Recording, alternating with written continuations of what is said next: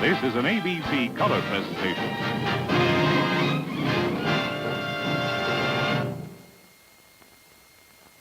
This is Mesa Verde National Park in southwestern Colorado.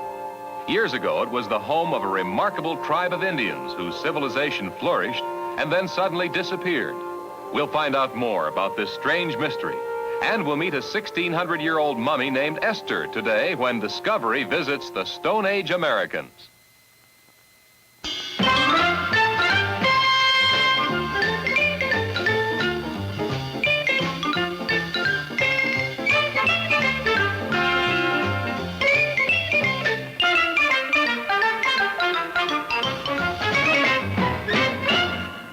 Discovery 68, the award-winning program for young people, with Bill Owen and Virginia Gibson.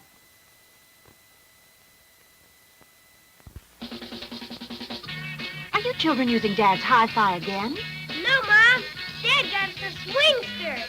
Sounds terrific, doesn't it? You bet. It's Kenner's transistorized Swingster, the small phonograph with the big sound. Take it any place. Swingster plays albums and 45s. The lift guide sets the tone arm. Swingster by Kenner. It's Kenner. It's fun. Amazing. These are just a few of the designs that can be made with Spirograph by Kenner. Change wheels, change colors. Make a million multicolored designs, each so beautiful your eyes won't believe what your hands have done. Spirograph by Kenner. So much fun you'll never want to stop. Spirograph, the world's most fascinating new toy.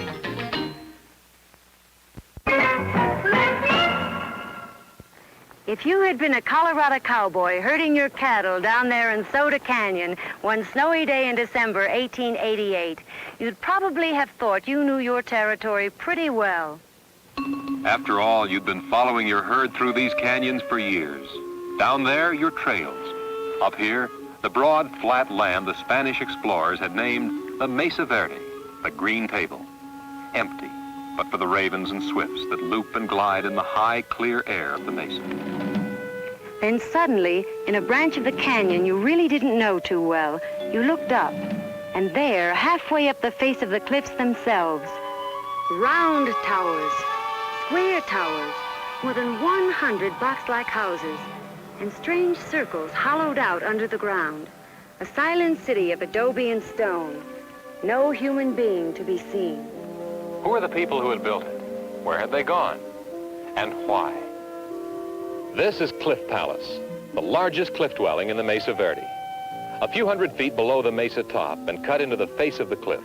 The city's built in a cave measuring 325 feet long and 60 feet high at the opening. The cave cuts back 90 feet into the mesa and is packed side to side with houses, rooms, towers, and storage chambers. It's estimated that when Cliff Palace was inhabited, there were over 200 separate rooms rising in 8 different levels.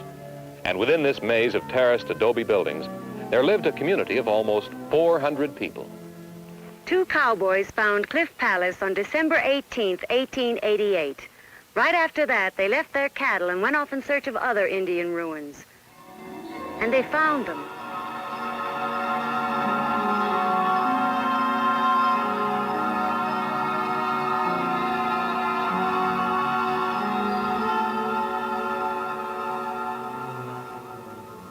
Three major cliff dwellings were discovered by 2 lonely cowboys in the space of a day and a half.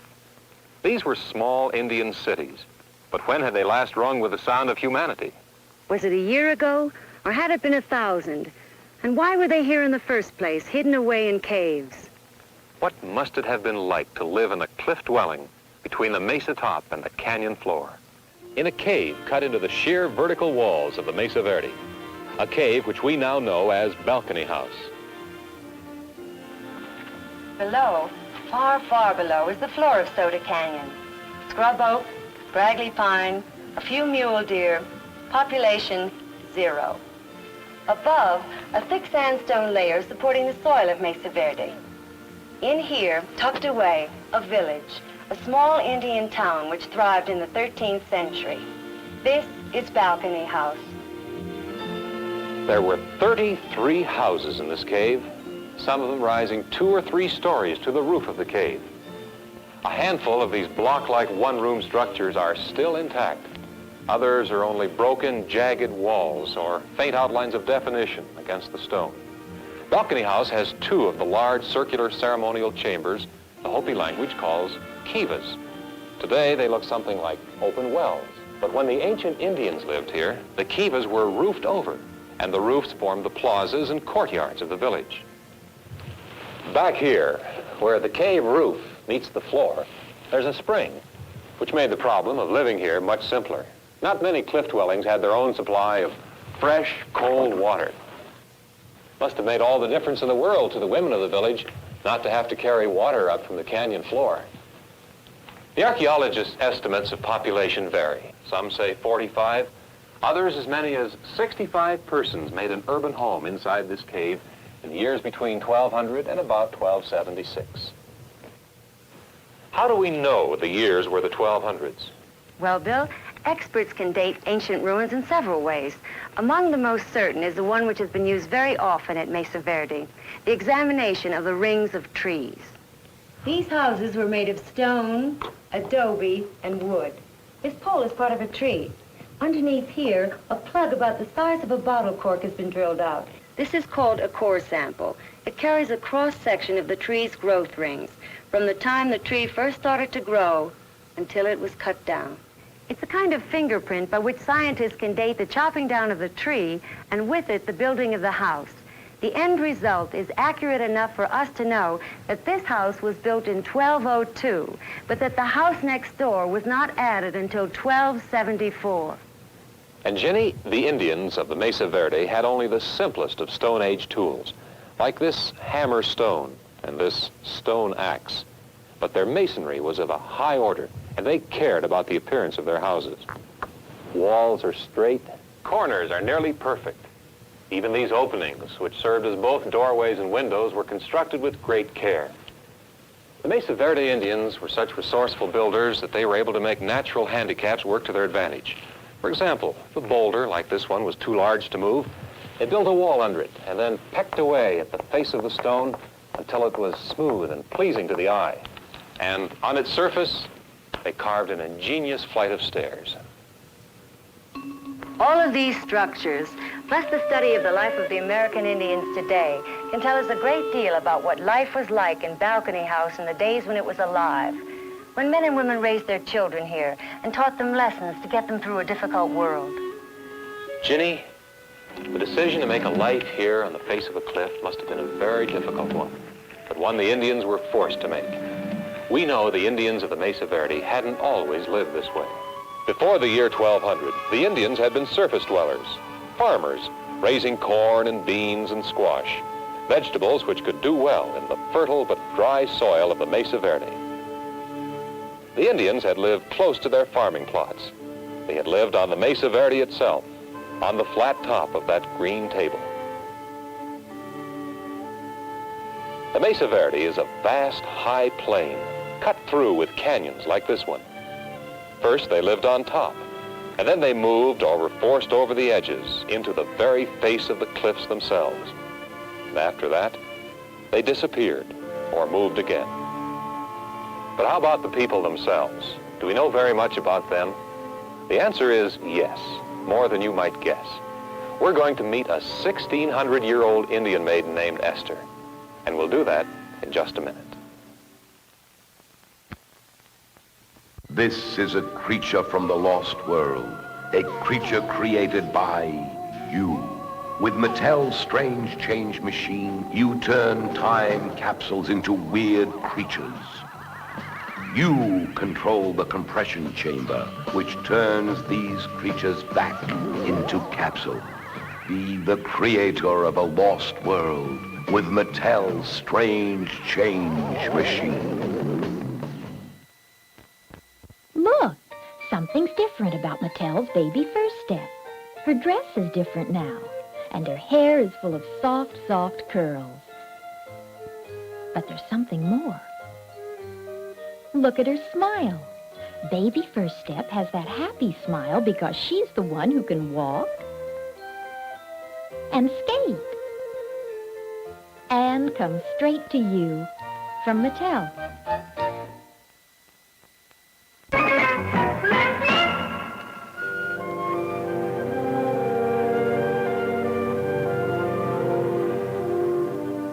At the beginning of the 1st century A.D. and through the middle of the 5th century, the Indians lived in primitive caves of the Mesa Verde region. For food, they hunted game animals, gathered edible wild plants, and raised corn and squash on the fertile mesa tops. It was while exploring one of these caves that archaeologists came upon a most unusual and valuable scientific discovery. The mummified body of a young Indian woman who lived in the Mesa Verde region about 1,600 years ago. She was a member of the group which archaeologists call the basket makers. She's a mummy, but a natural mummy, not a product of embalming fluids and artificial wrappings like the mummies of Egypt. This is Esther. Esther died at about the age of 20, and she was placed in a cave near Durango, Colorado. In the dry air of the cave, her body did not decay, and so she came down to us, a silent messenger from the dark past. Museum experts, out of affection, have named her Esther. She is really a Stone Age American girl, an illustrated wordless page from our country's early geography books. Early as she is, Esther still doesn't belong in the first chapter. The story of the Stone Age Americans started at least 15,000 years ago, when man first began to appear in North America. They had come from Asia, crossing to Alaska and then moving south. They were hunters and nomads. They kept on the move in search of the animals they hunted.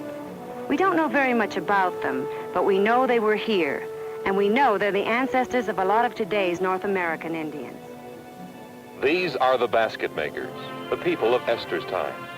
They were farming Indians who had no homes and lived in whatever caves the land provided.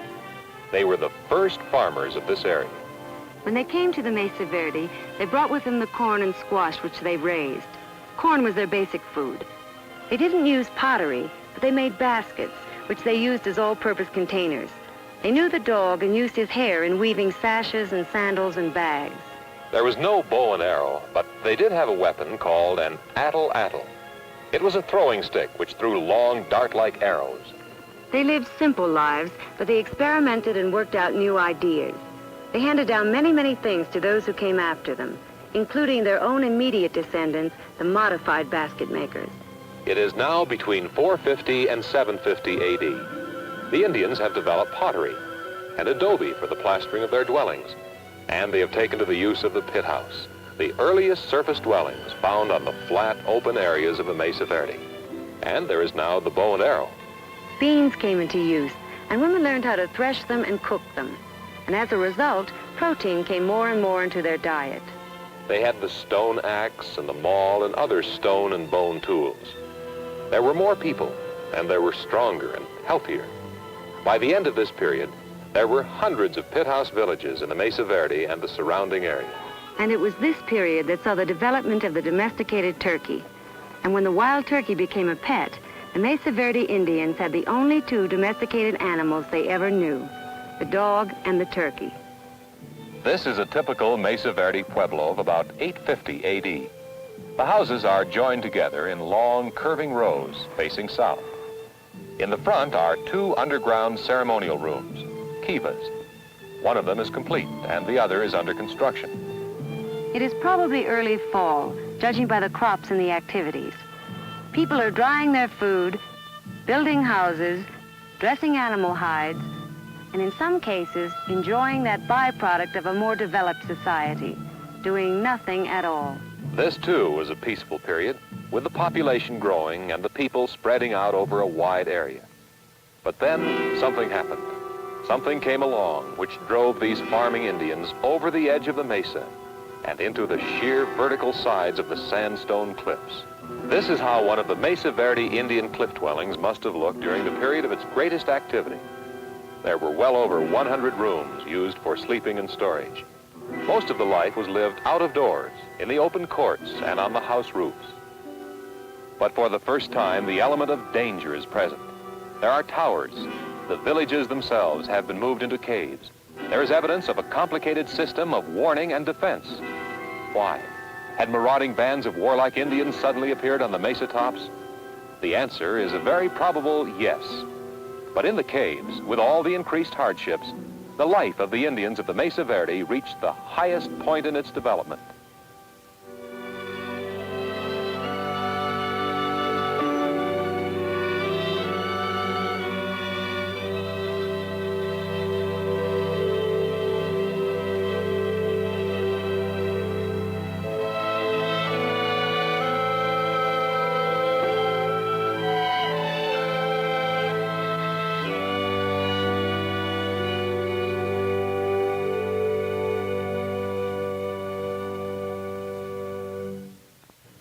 After 13 centuries of steady development, this civilization had reached its peak.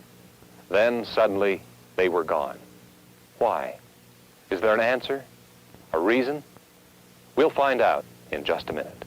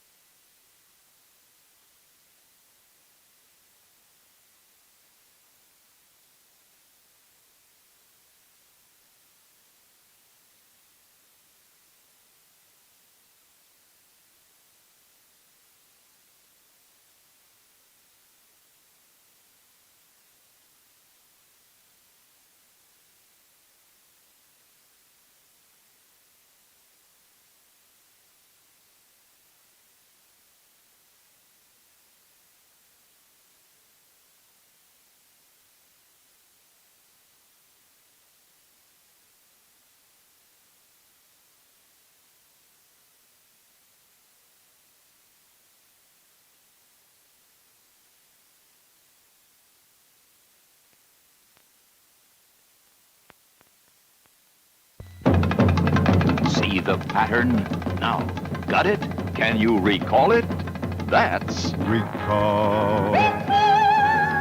Recall, Milton Bradley's fascinating new game, perhaps the greatest game of all time. You set a pattern for the other players to match. Make it as difficult as you wish. You start the mechanism and the pattern ticks around. Can the others match the pattern you've set? Recall. Maybe they'll get it right, and maybe they won't. I won! Look, here's a winner and a loser. That's Recall. It's exciting, it's absorbing, it's challenging. It's great. Yes, Milton Bradley makes the best games in the world, and Recall may be the greatest game of all time. Recall. You must get Recall.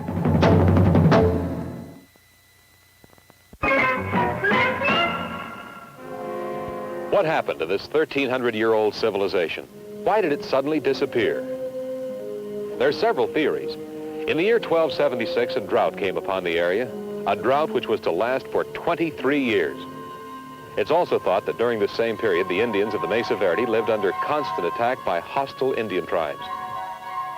To better understand what happened, let's examine some of the things we do know about their daily lives as they lived in cliff dwellings such as Balcony House. To get to Balcony House today, you have to climb a 32-foot ladder that hangs out over the sheer walls of Soda Canyon. When the Indians did it, all they had were handholds and tiny toehold notches. In those days, there wasn't any entrance at this end, only a dwelling or two and some storage rooms like this one. Those racks were used for drying corn. The dried corn could last for years. When it was needed for food, it would be brought out of storage and ground into cornmeal by the women of the village. This is how it was done. This is a corn grinding stone called a metate.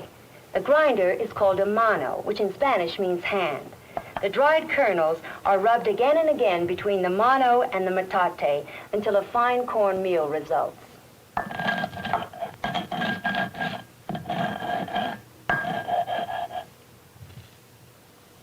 Like this. Balcony House takes its name from a system of ledges, which once extended around the second floor level of many of these dwellings. This is actual Indian masonry of the 1200s. These floor beams extend out through the wall to form the basis for these balconies. Lighter beams are placed over them, then plaster, followed by a layer of dry juniper bark. Then another layer of plaster to top off the whole thing. These balconies are useful as runways to get from one upper chamber room to another. Then, too, they must have been excellent vantage points on which to post a sentry. And sentries were needed, too, against the marauding enemies who had driven the people of Balcony House to the extreme measure of building such a dwelling in the first place. One of the times when a sentry must have been needed the most was when the men of the village were down below in the kivas, or ceremonial chambers, where Bill is now. Ginny, the experts are absolutely certain that the kivas were used for ceremonial observances and that they were largely restricted to men. And large families or clans may well have had their own kiva. The men would be down here, seated around this ledge or banquette, with a small fire going in the fire pit to keep them warm. The kiva had an ingenious ventilation system. Ventilation was necessary, remember, because the kivas were roofed over. Fresh air was drawn down into the room through this little chimney. Then this wall or deflector split the air current so they passed around it without putting out the fire or blowing the ashes around. In addition to the deflector and the fire pit, there is a third standard item found in every kiva floor.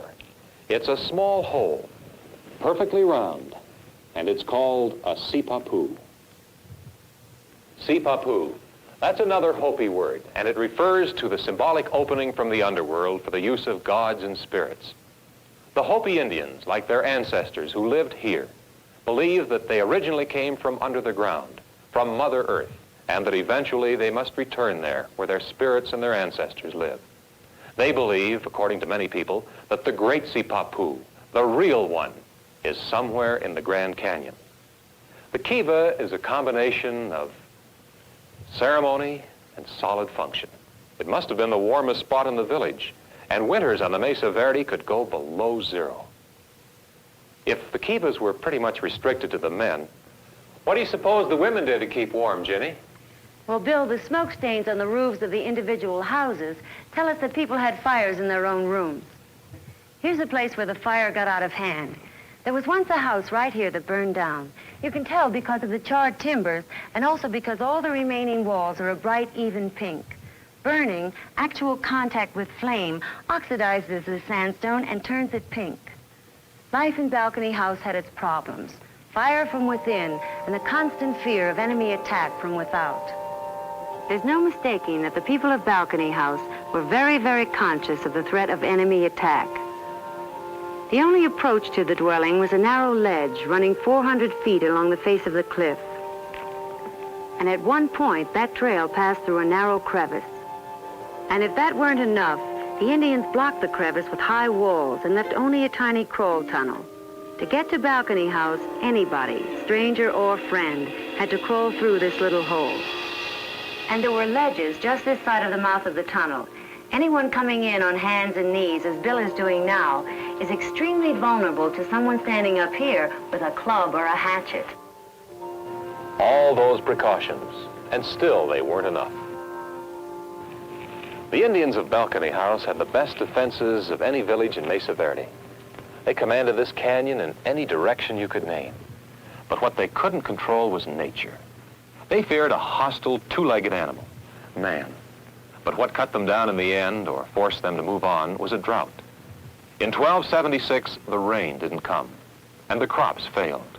No one will ever know how long their supplies held out, or how the decision to leave was reached.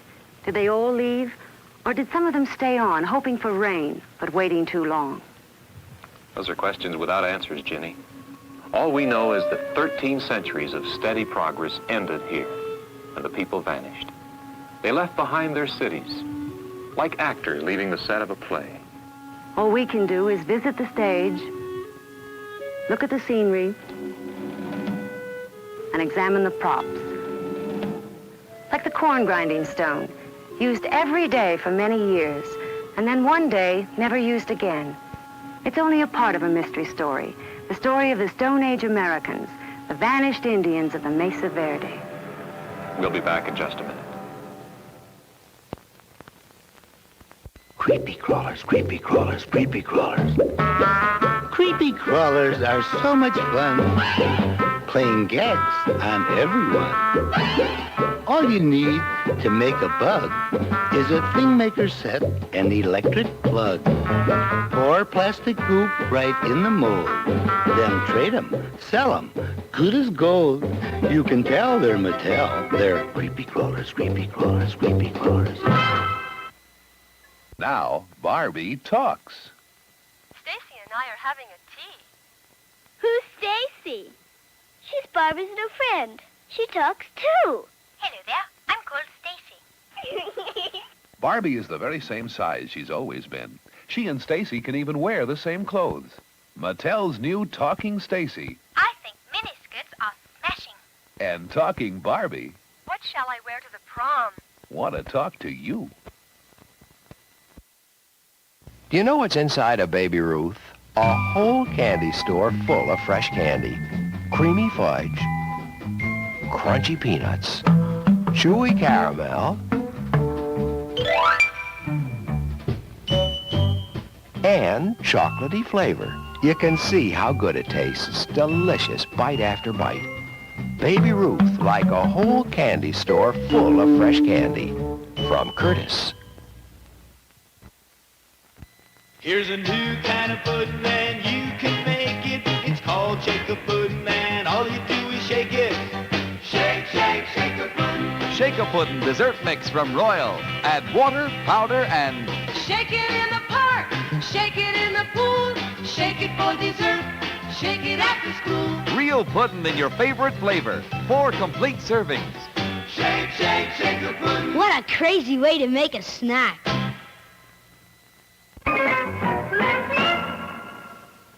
We hope you've enjoyed our visit to Mesa Verde National Park, Colorado. If you'd like to find out more about the Indians of Stone Age America, ask your librarian for these books.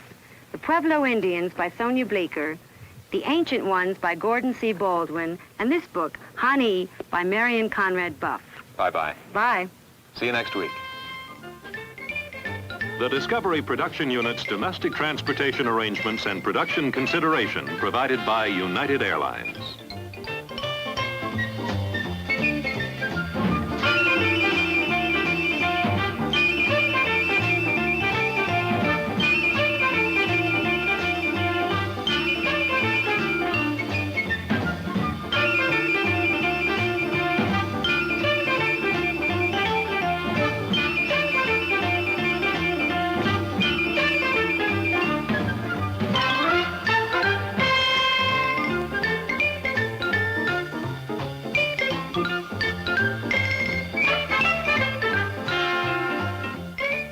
This has been a Jewel's Power production in association with ABC News and Public Affairs.